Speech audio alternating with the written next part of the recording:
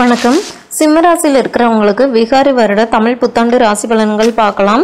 தமிழ் புத்தாண்டு பிறக்கும் பொழுது குரு பகவான் 5ஆம் இடத்திலிருந்து 9ஆம் பார்வையா உங்கள் ராசியை பார்க்குறாரு. அதனால சுறுசுறுப்போடு பணிபுரியும் வருடமாக இந்த வருடம் அமைய போகுது. வருட தொடக்கத்தில் உங்கள் ராசிக்கு 11ஆம் இடமான லாபஸ்தானத்தில் ராகு வீட்டு இருக்கிறாரு.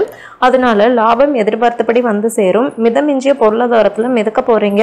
அதே நேரத்தில் விரையாதிபதி சந்திரன் விரயஸ்தானத்தில் வீற்றிருக்க ஆண்டு தொடங்குவதால் இந்த ஆண்டு விரயங்களும் உங்களுக்கு அதிகமாகவே இருக்கும். குரு பார்வை உங்கள் ராசிக்கு கிடைக்கிறதுனால சேமிப்பும் உங்களுக்கு அதிகரிக்கும்.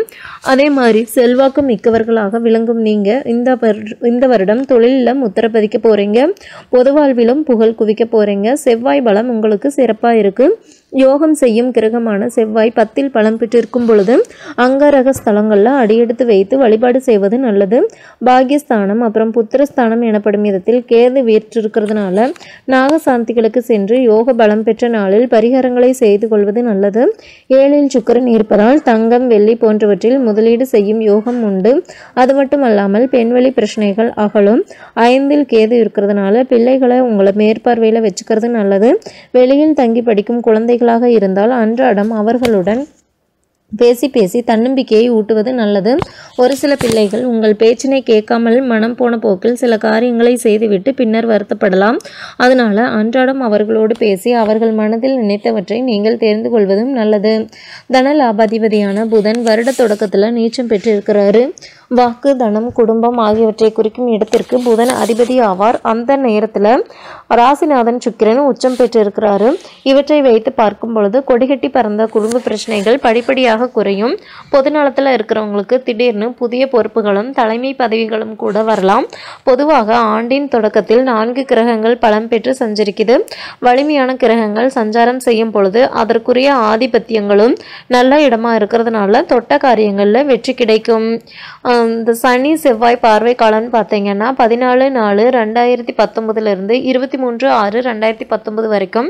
இந்த காலத்தில் மிகுந்த விழிப்புணர்ச்சி தேவை. எதை செய்தாலும் மூத்தவர்களை கலந்து ஆலோசித்து செய்கிறது நல்லது. பிறருக்கு பொறுப்பு சொல்லி வாங்கி கொடுத்த தொகையால் பிரச்சனைகள் உருவாகலாம். வளர்ச்சியில் தளர்ச்சி ஏற்படாமல் இருக்க வழிபாடுகள் தேவை. பெற்றோர்களின் உடல் நலத்தில் கூடுதல் கவனம் செலுத்துவது நல்லது. ஆண்டு முழுவதும் சனி பகவான் 5ஆம் இடத்துல சஞ்சரிக்கிறாரு.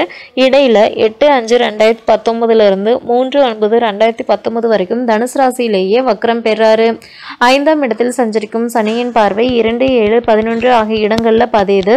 அதனால பிரிந்த உறவினர்கள் ஒன்று சேரும் வாய்ப்பு உண்டு. சுப செலவுகள் அதிகரிக்கும். மகிழ்ச்சிகரமான சுற்றுப்பயணங்கள் உண்டு. இளைய சகோதரத்துடன் இணக்கம் ஏற்படும். தொழிலில் லாபம் 2 மடங்காக வந்து சேரும். சனியின் வக்ர காலத்தில் வாழ்க்கை துணை வழியை விட்டு கொடுத்து செல்வது நல்லது.